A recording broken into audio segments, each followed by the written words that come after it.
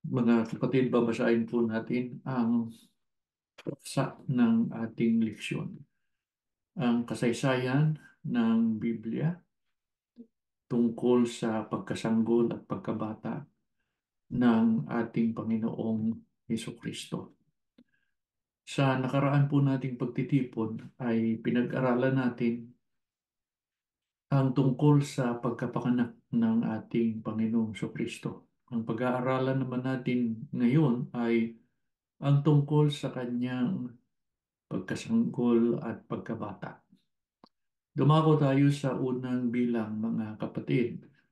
Ano ang isa sa mga mahahalagang pangyayari na natala sa Biblia tungkol sa pagkasanggol at pagkabata ng Panginoong Hesukristo? Basahin po natin ang sagot. Makalipas ang 8 araw, hinalas ang bata at pinangalan ng Jesus ayon sa pangalang ibinigay sa kanya ng anghel bago pa siya ipinagdalang tao. Ang paghahalas ay palatandaan sa katawan ng walang hanggang tipan, kautusan o kasunduan ng Diyos kay Abraham at sa buong lahi niya. Si Jesus ay binhi ni Abraham kaya pagsapit ng 8 araw mula nang siya ay ipanganak ay hinalas siya ayon sa hinihingi ng kautusan. Sa pangalawang bilang na tayo, mga kapatid, ano pang mahalagang pangyayari ang naganap sa panahon ng pagkasanggol at pagkabata ng Panginoong Kristo? Basahin po natin ang sagot. Nang maganap ng mga araw ng paglilinis ng kanyang ina, alinsunod sa kautusan ni Moises, dinala siya sa templo upang iharap o ihandog sa Panginoon. Ito ay ayon sa nakasaad sa kautusan na ang bawat panganay na lalaki ay itatalaga o ihahandog sa Panginoon. Nag-alay din sila ng ayon sa sinabi ng kautusan ng Panginoon, 2 bato-bato o 2 batang kalapati. Sa kasunod na bilang, sa templo, sino ang dumating sa patnubay ng Espiritu Santo at kinuha ang sanggol mula kay Jose at Maria at inilagay sa kanyang bisig o kinarga? Ang sagot ay basahin po natin. Si Simeon, na isang lalaking matuwid, masipag sa kabanalan, na naghihintay sa pagpapalaya sa Israel. Ipinahayag sa kanya ng Espiritu Santo na di niya makikita ang kamatayan hanggang sa makita muna niya ang Kristo na Panginoon. Sa kasunod na bilang tayo, mga kapatid, anong sinabi ni Simeon sa harapan ng Diyos nang nasa bisig na niya ang sanggol? Ibig sabihin ay karga-karga na niya ang batang si Jesus. Ang sagot, basahin natin, ngayoy papanawin mo, Panginoon, ang iyong alipin. Ayon sa iyong salita sa kapayapaan, sapagkat nakita ng aking mga mata ang iyong pagliligtas na iyong inihanda sa unahan ng mukha ng lahat ng mga tao. Isang ilaw upang ipahayag sa mga hintil at ang kaluwalhatian ng iyong bayang Israel. Sa ikalimang bilang, anong naging damdamin ni Jose at Maria sa narinig nilang ipinahayag ni Simeon tungkol sa kanilang anak na si Jesus? Anong ginawa ni Simeon nang makita yon? Ang sagot, sila ay namangha. Binasbasan sila ni Simeon at sinabi kay Maria, na tandaan mo ito. Tila isang tabak ang tatarak sa iyong puso sapagkat sasalungatin o itatakwil siya tumutukoy sa sanggol na si Jesus, itatakwil siya ng marami sa Israel. At ito ay sa kanilang ikadarapat. Ngunit siya ang magdudulot ng dakilang kagalakan sa marami at maghahayag ang iniisip ng marami. Sa kasunod na bilang, bukod kay Simeon, sino pa ang nasa templo sa pagkakataong iyon na nagbigay ng kanyang patotoo tungkol sa batang si Jesus? Ano ang kanyang naging patotoo? Ang sagot, si Ana na isang propetisa. Siya ay lubhang matanda na at naging balo sa loob ng 84 na taon. Hindi niya nililisan ang templo, kundi araw at gabi siyang nag-aayuno at nananalangin doon. Pagdating niya ng mga oras na yon, nagpuri siya sa Diyos at nagsimulang magsalita tungkol sa sanggol sa lahat ng mga naghihintay ng katubusan ng Israel, na sa wakas ay dumating na ang Mesyas, ang tagapagligtas. Sa kasunod na bilang, ano pang mahalagang pangyayari ang naganap noong nasa Bethlehem pa ng Judea si Jesus kasama ng kanyang mga magulang?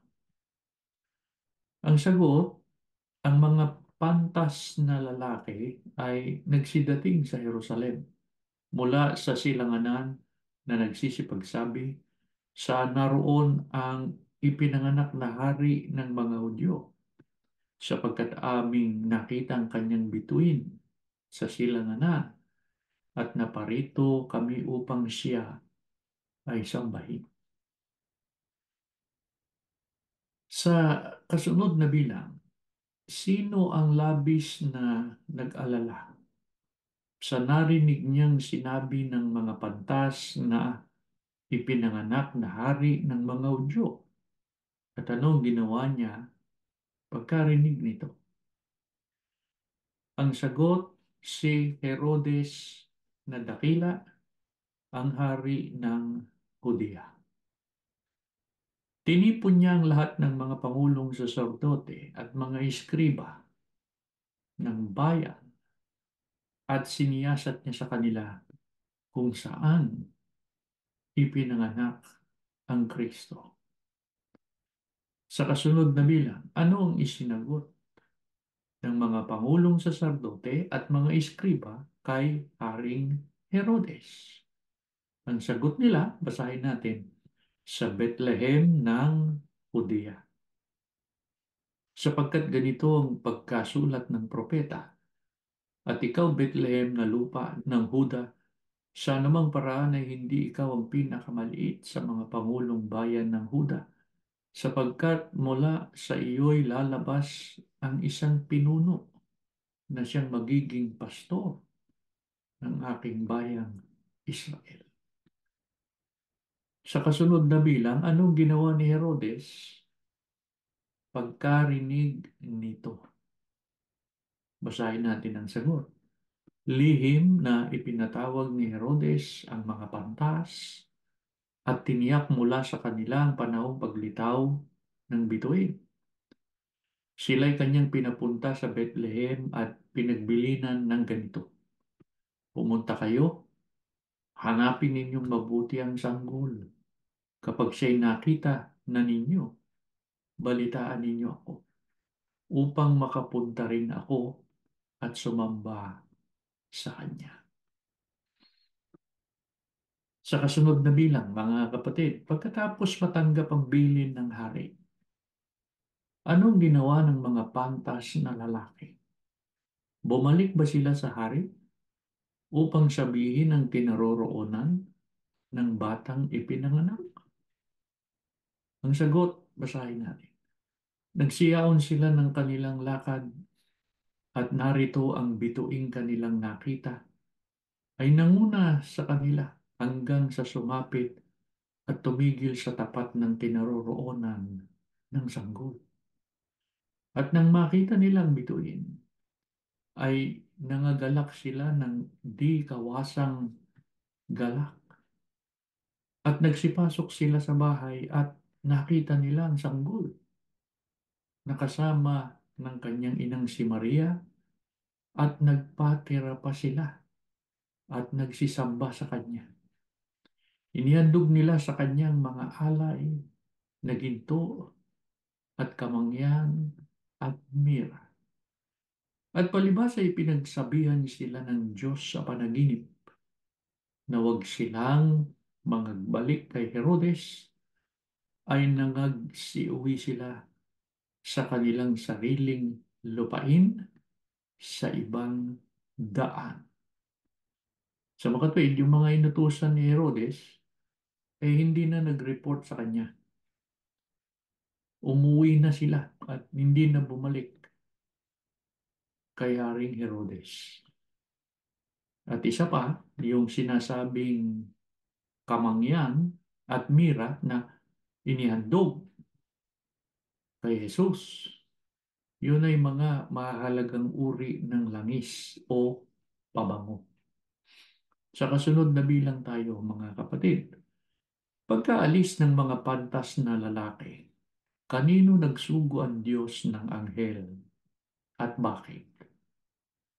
Ang sagot, kay Jose, na napakita sa panaginip na nagsasabi, tumakas ka hanggang Ehipto at dumuon ka hanggang sasabihin ko sa iyo. Sapagkat hahanapin ni Herodes ang sanggol upang siya'y puksain. At siya'y nagbangon at dinala ang sanggol at ang ina nito sa kinagabihan at napasa Ehipto at dumuon hanggang sa pagkamatay ni Herodes. Sa kasunod na bilang, mga kapatid, nang malaman ni Herodes na siya ay pinaglalangan ng mga pantas na lalaki, di siya binalikan eh. Hindi na nag-report back sa kanya. Anong masamang ginawa niya dahil sa labis niyang pagkagalit? Basahin natin ang sagot, mga kapatid. Ipinag-utos niya na patayin ang lahat ng mga sanggol na lalaki na nasa Bethlehem at sa buong palibot-libot nito. Mula sa gulang na 2 taon at pababa, alinsunod sa panahon ng kanyang maingat na pagkasiyasat sa mga pantas na lalaki. Kaya napakasama nitong si Herodes. Sa kasunod na bilang, mga kapatid, nang mamatay na si Herodes, ano ang ipinagutos ng Diyos kay Jose na gawin?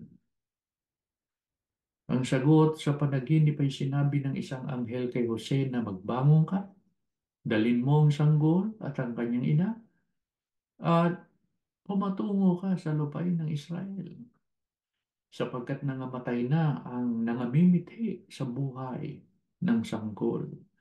At nagbangon siya at dinala sila patungo sa lupa ng Israel. Subalit sa halip na bumalik sa Judea, tumuloy sila sa Galilea at doon nanirahan sa bayan ng Nazareth sapagkat pinagsabihan siya ng Diyos. Ang bata ay lumaking malusog at lumakas sa espiritu. Napuspos siya ng karunungan at ang biyaya ng Diyos ay sumasa kanya. Sa kasunod na bilang, mga kapatid, sa gulang na 12, anong mahalagang pangyayari ang nahayag sa Panginoong Hesukristo? Basahin po natin ang sagot. Taon-taon tuwing pista ng Pasko, Nagpupunta sa Jerusalem ang mga magulang ni Jesus. Nang naglabing-dalawang taong gulang na siya, umahon sila patungo sa kapistahan ayon sa kaugalian. Nang matapos ang pista at sila ay pabalik na, nanatili ang batang si Jesus sa Jerusalem na hindi namamalayan ng kanyang mga magulang. Ipinagtanong nila siya sa mga kasamahan nila, subalit sinabi nila na hindi nila siya nakita. Dali-dali silang bumalik sa Jerusalem at hinanap nila siya doon.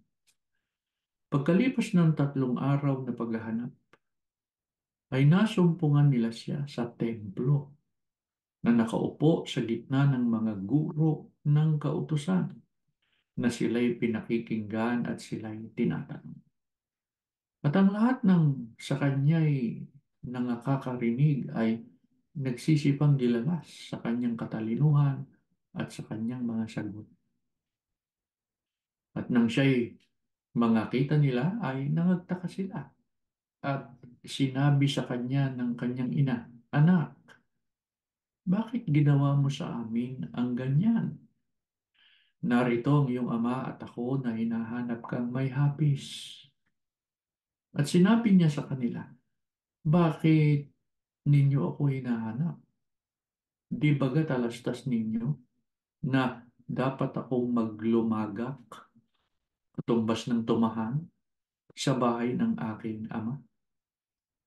At hindi nila naunawa ang pananalitang sa kanila'y sinabi.